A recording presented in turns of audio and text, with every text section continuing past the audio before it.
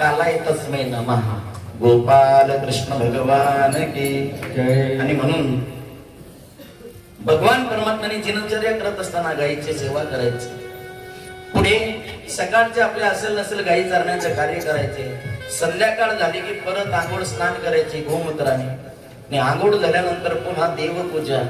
आणि असं करतात झोपताना आपल्या आई वडिलांची सेवा करायची. मी नेहमी सांगतो माझ्या बाप्पांना, आई वडिलांची सेवा करायची असेल तर जिवंतपणे करा. मेल्यावरती सेवा करून काही उपयोगाचे नाही. काही काही लोक वर्षी श्राद्ध करत असताना गाव बंद देतात. देऊ नका मी असं म्हणणार नाही, पण देत असताना जिवंतपणे खाऊ घाला. कबीरदास महाराज म्हणतात, जिंदे बाप को रोटी ना देवी मरे बाद पछताइयो. मुठभर चावल धाबे धड़के कौवा बाप बनाइयो. अनाड़ी दुनिया भजन बिना कटस करियो. सेवा करायची असेल तर आई वडिलांची जिवंतपणे करा. आई काय आहे? भगवान परमात्म्याचा विचार केला तर जगाच्या मालकाने विचार केला, मी प्रत्येक आईकडे राहू शकणार नाही, म्हणून भगवान परमात्म्याने त्याचा वंश म्हणून आपली आई आपल्या जवळ पाठवली. भाग्यवान लोक आहे ज्यांची आई आहे, ज्यांचे आई वडील आपले जिवंत आहे, ते भाग्यवान आहे. विचारा ज्यांना ज्यांचे आई वडील नाही, जरा काय हाल असता आई वडील गेल्यानंतर विचारा जरा. एका ठिकाणी ऐकलेली कथा आहे. एका मुलाची आई मरण पावली. कधी? वय वर्ष 3 वर्षाचा मुलगा असताना आई मरण पावली. मोजून 1.25 महिन्यामध्ये बापाने दुसरं लग्न केलं आणि सावत्राई घरामध्ये आली. लेकराचा छेड व्हायला लागला. नको ते काम सावत्राई लहान लेकराला सांगायचे. 2.5-3 वर्षाचं पोरग आहे. आई नको ते काम आपल्या लेकराला सांगत होती. त्याला म्हणायचे, जाय रे भांडे घस. तो म्हणायचा, आई मला घसता येत नाही. घस. भांडे घसायला लावायचे. एवढंच नव्हे, ती स्वयंपाक करत असते की त्याला कणिक भिजवायला लावायची. कणिक भिजव. तो म्हणू लागला, आई मला येत नाही. भिजवय. काम करायला लावायची. एवढंच नव्हे, तो रोज रोज त्याला झाड लोट करण्याचे काम सांगायची. एवढं वागलं नाही तर स्वतःचे कपडे त्या लहानशा लेकराला धुवायला लावायचे. नित्यनेम त्याचा. नाही ऐकलं म्हणू लागली, रोजच्या रोज 3-3 वेळा खातो म्हणे. ती मेली करंटी गेली, माझ्या पदरी बांधून गेली, स्वतः घेऊनही गेली नाही त्याला सोबत. काम कर. रोज मुलाचा छेड व्हायचा, रोज त्याला त्रास व्हायचा. KG1 KG2 ला जाण्याला ते लहानसं लेकरू. एक दिवसचा प्रसंग असा घडला. त्याचा वर्गमित्र आला. त्याला काहीतरी पाहिजे होतं म्हणून याने काय केलं, हिला कुठेतरी जायचं होतं लग्नाला. ती म्हणू लागली, हे बघ मला उद्या लग्नाला जायचं आहे म्हणे, मग माझ्या साडीला प्रेस कर. तो म्हणू लागला, आई सगळं सांगतो, मला प्रेस करता येत नाही. प्रेस कर म्हणे. काम करतो म्हणे, 3-3 वेळा खातोस, त्याला काम येत नाही, सांगलेलं काम सुद्धा येत नाही म्हणे, प्रेस कर. नाही म्हटलं, एक कानाखाली ठेवली. प्रेस करतोस की नाही? नाईलाज घडला. प्रेस त्याला येत नव्हती. साडी ठेवलेली, साडीला कशी तरी प्रेस करायला लागला. तेवढ्यामध्ये प्रेस करताना त्याचा वर्गमित्र आला. तो म्हणू लागला, बाबू तुझ्या होमवर्काची वही मला दे. त्याने वही देण्याकरता जात होत असताना प्रेस तशीच ठेवून दिली आणि वर्गमित्राला वही देण्याकरता गेला. वही देत असताना वही देता देता देता थोडा उशीर लागला त्याला परत यायला. आणि नेमकं घडलं असं, तापलेली प्रेस होती, गरम प्रेस, आणि त्या गरम प्रेसने तिची महागडी ठेवणीतली साडी जळाली. साडीचा उगीर वास त्याच्या नाकापर्यंत गेला. नागिनी सारखी फिटकारत आली, बोलायला लागली, मूर्खा नागलाय का कुठला, तू जाणून माझी साडी जाळली. म्हणे, आई खरंच सांगतो मी जाणून जाळली. माझा मित्र आला, मला लक्षात नाही ग, मी उभी ठेवली का बसती ठेवली माझ्या लक्षात नाही आलं. तू जाणून माझी साडी मोडली. काट्या, तुझ्या मनामध्ये होतं की मी गावाला जायला नको, हे तुझंच काम आहे. तुझ्या मनातच होतं की मी घरीच राहायला पाहिजे. तू जाणून साडी जाळली माझी, आणि अशी चूक तू पुन्हा केली नको पाहिजे, म्हणून पाठीत वा. त्याला वाटलं आई म्हणते की पाया पड. पायावरती झुकलेलं आहे लहानसं लेकरू, 3-4 वर्षाचं लेकरू आहे. पायावरती झुकलं, आईच्या पाया पडल्या. हिने केलं तरी काय, निर्दयपणा केला. कापलेली प्रेस आपल्या हातामध्ये घेतलेली, पाठीत वाकणाऱ्या लेकराच्या पाठीवर 4 दिशा ओढून टाकली. जशी पाठवरती ती प्रेस पडली, पोरगा लाल गुंचंजा आई म्हणून किरकाडी फोडली. ढसा ढसा ढसा मुलगा रडायला लागला. मुलगा धावतच गेला. जसा धावत गेला, भगवान परमात्म्याचा देव घरापर्यंत गेला. देवाऱ्यासमोर आपल्या आईचा फोटो ठेवला होता. भगवान परमात्म्याला विनंती करू लागला, देवा मला माहिती आहे तू ध्रुव बाळा करता वधूवनामध्ये आला होता, तू भक्त प्रल्हादा करता खामामधून प्रकट झाला होता, तू अभिमन्यूला समुद्र दिला दुधाचा. देवा मला समुद्र नको रे, मला आज खामामध्ये प्रकट होऊ नको देवा, माझ्याकरता तू मधुवनामध्ये नको येऊ, तू नाही आला चालेल देवा, फक्त मला माझी आई पाठवून दे, माझी मला माय परत दे देवा.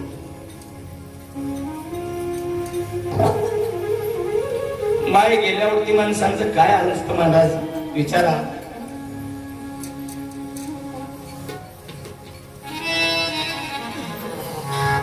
अनेक कवींनी वर्णन केलं, और कौन सी चीज है जो यहाँ नहीं मिलती, सब कुछ मिलता है यार लेकिन माँ नहीं मिलती.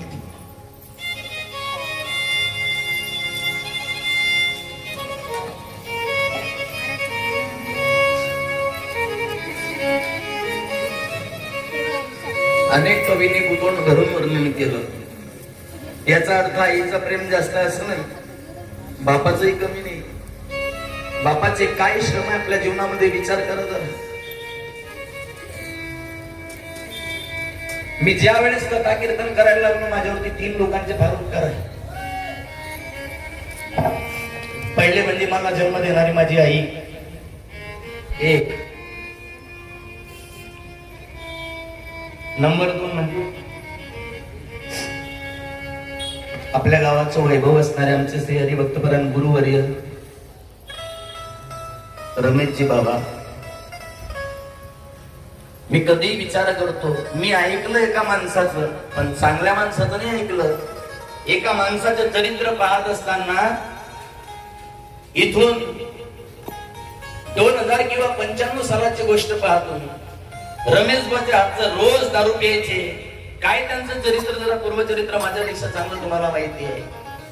मी जीवनामध्ये येत असताना फक्त 2-3 लोकांचं ऐकलं. एक तर माझ्या आईचं, दुसरं म्हणजे रमेश बाबाचं, म्हणजे पुण्या माणसाचं ऐकलं मी, चांगल्या भागवतकाराचं नाही ऐकलं, एका पेनाऱ्या माणसाचं ऐकलं. लक्षात ठेवा, मी एका पेनाऱ्या माणसाचं ऐकून भजन म्हणायचा, कीर्तनाला जायचा, कथेला जायचा. एका पेनाऱ्या माणसाचं ऐकलं तर मी एवढ्या उंच सिंहासनावरती बसलं. कधी विचार करा, एका चांगल्या माणसाचं ऐकलं असतं मी कुठे गेलो असतो.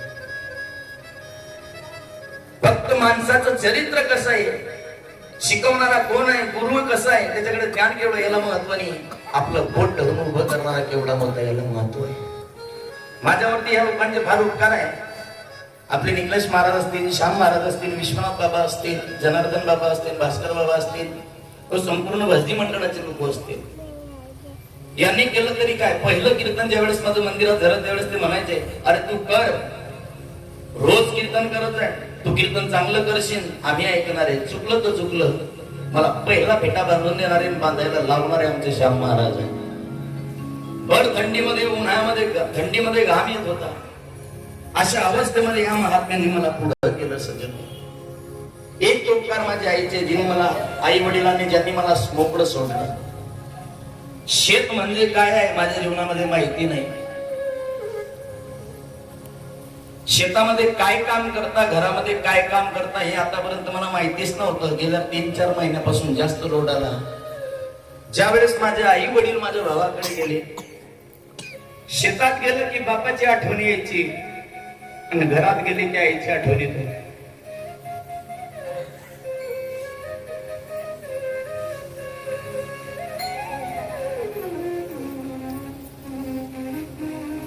माय बाप घरात नसल्यावर ते काय अवस्था होतं सध्या, ते दुःख मी भोगलेलं आहे.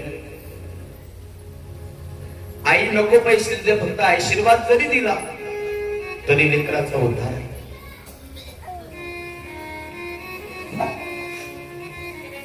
एक कवी म्हणतो, बापाचे ऋण कसे फेडाल, बापाचे ऋण कसे फेडाल, आईची ममता कशी जोडाल, कसा गावाल कोणी अंदाजा, आई आहे स्वर्ग बाबा दरवाजा, आई आहे स्वर्ग बाबा दरवाजा.